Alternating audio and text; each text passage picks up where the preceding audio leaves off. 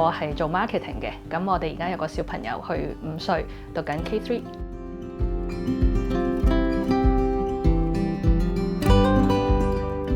我都用咗一段時間去先有 BB 啦，結完婚啦，身邊嘅朋友個個都開始有啦，或者冇嘅都已經揾醫生啦，個個都搞掂啦，開始幼稚園啦，到幼稚園畢埋業啦，小學啦，我都仲未有，即係我係經歷呢啲階段嘅。咁其實喺我嘅角度，我係發生咗好多事，即係我要打針啦，我要去做手術去抽卵啦，真係有咗嘅時候咧，好多時都唔敢講啊，即係唔相信，因為試過冇啊。就算我媽媽，我都係去到3個月我先同佢講，真係好穩定啦，覺得咁先同佢講咯。好多好細微嘅嘢都可能係因為媽媽嗰度，因為真係喺我嗰度出世，咁所以當中係會有自己嘅壓力咯。生咗之後，我哋應該點樣去湊小朋友咧？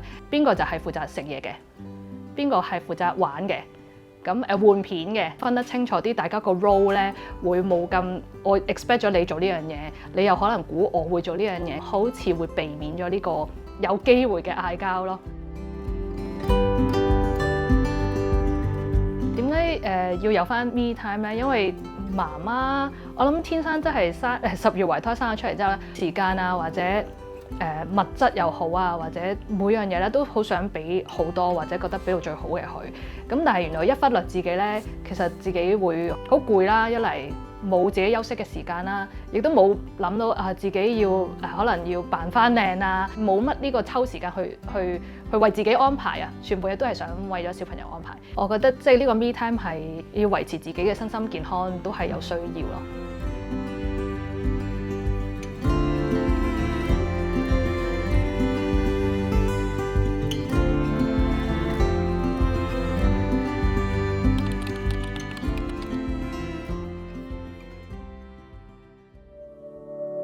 我用4個字嚟用，大開眼界。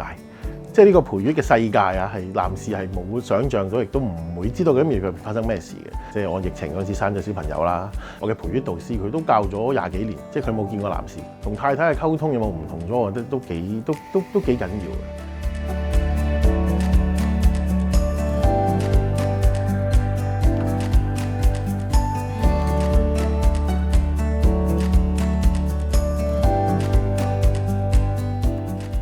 陪月班嗰陣時咧，有一個即係佢有啲禁忌嘅，有啲問題係唔可以問嘅，係啦，就係咦 BB 食得飽唔飽啊？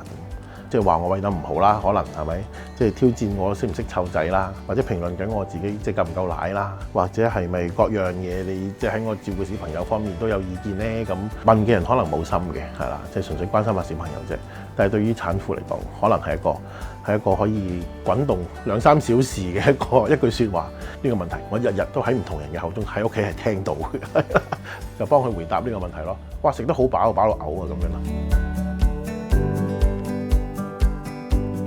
咁同太太點樣要去好到位咁樣去搞掂呢個小朋友咧？咁我覺得我哋要 form 一個 team，因為媽媽俾到小朋友嘅嘢，同爸爸俾到小朋友嘅嘢係完全2個唔同嘅範疇。如果2方面可以即係配合到嘅話，其實得益嘅咧唔係淨係小朋友咁簡單，係啦，即係2公婆、爸爸媽媽、父母本身都可以得到一啲即係合作上面嘅一啲得着。你夜奶係講緊2-3個月嘅事啫嘛，咪當睇次世界盃咯，或者一路睇世界盃一路餵夜奶咯，係啦，咪當睇次奧運咯。咁男士咁樣講，佢哋就會明好多㗎。